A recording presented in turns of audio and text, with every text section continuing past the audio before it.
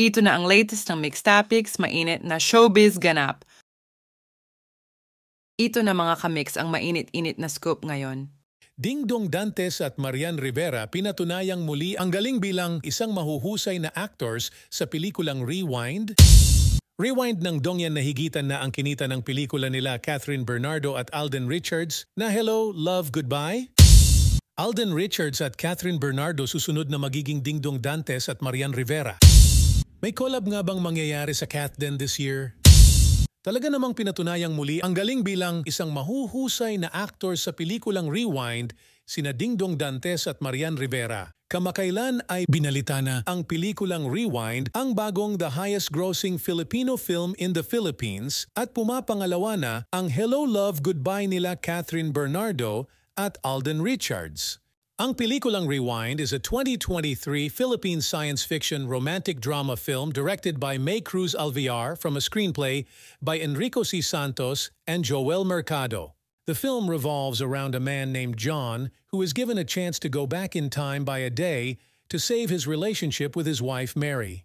The movie Rewind was released on December 25, 2023 as one of the official entries for the 49th Metro Manila Film Festival. Upon its release, it has since received a generally positive critical reception and grossed 889 million pesos, or $15.8 million worldwide, making it the highest-grossing Philippine film of all time and third highest-grossing film in Philippine history.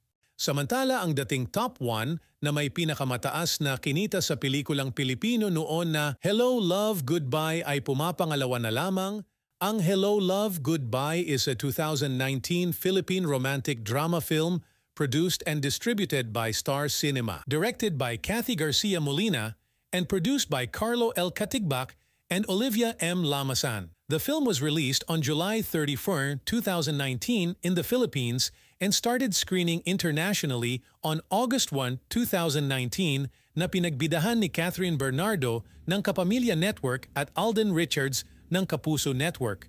Muling pinatunayan nila Dingdong Dantes and Marian Rivera ang husay nila bilang artist at sa ibang aspeto pagdating sa paggawa at pagganap sa pelikula.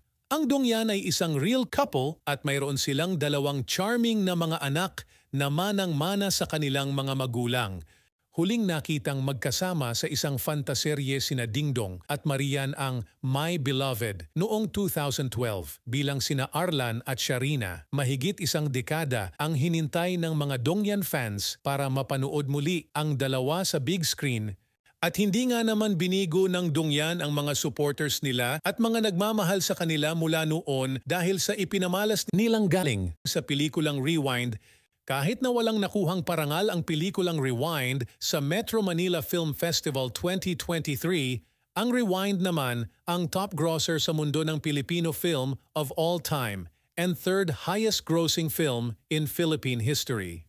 Kaya proud na proud ang buong casts ng Rewind, lalo na ang Dongyan at mga fans nila na laging nakasuporta sa kanila. At sa lahat ng Pilipino na sumuporta, mapalokal man ito o international. Marami talaga ang sumubaybay sa pelikula at marami ang mga nakarelate sa movie at ito ang mga ilan sa mga comments na nakapanood na sa Rewind.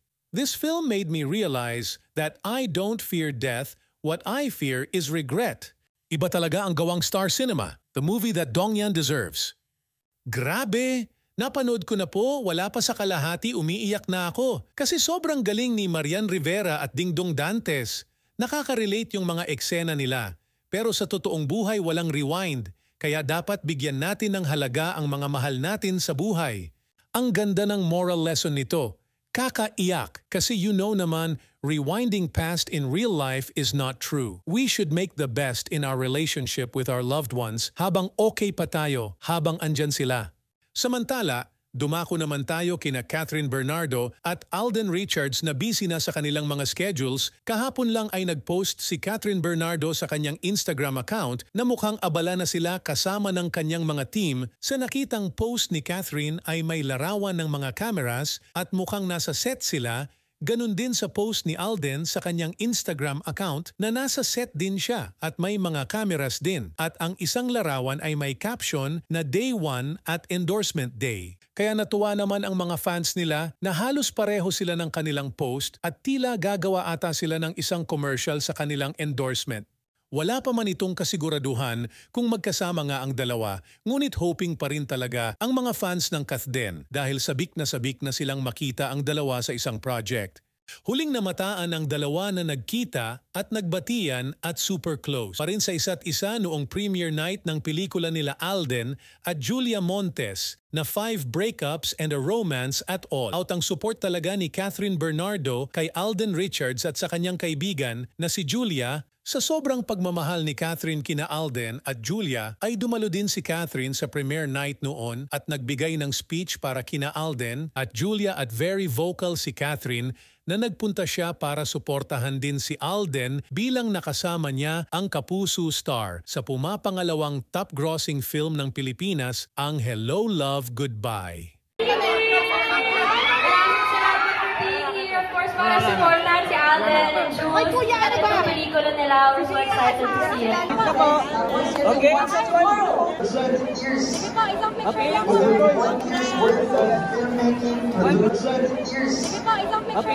Kaya naman sobrang kinilig talaga ang mga fans ng Kathden hanggang ngayon sa tuwing nakikita nilang magkasama ang dalawa at sinusuportahan ang isa't isa kahit magkalayo sila.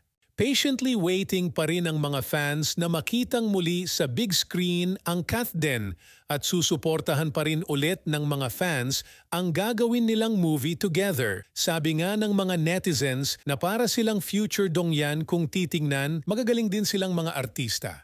Marami din kasi ang boto sa Kathden na sana ay magkaroon sila ng chance sa totoong buhay, pero sino ba naman ang makapagsasabi sa tadhana ng dalawa? Kaya for now ay suportahan muna natin silang pareho sa kani-kanilang mga projects, lalo na pag nagkasama na ulit sila sa isang pelikula or endorsement. Sino ba naman ang hindi nakakamiss sa Kathden tandem, di ba? Kaya aabangan natin ang mga susunod na ganap nilang dalawa. Dito na muna mga kamix. Please check my podcast and playlist for more related videos. Salamat po. Ano ang masasabi ninyo sa talakayang ito? Kung mayroon kayong kuro-kuro, please leave a comment in my comment section. At kung nagustuhan nyo naman ang video na ito, give me a thumbs up, pindutin ang notification bell para updated kayo sa mga bagong mixed topics at don't forget to subscribe. Thank you.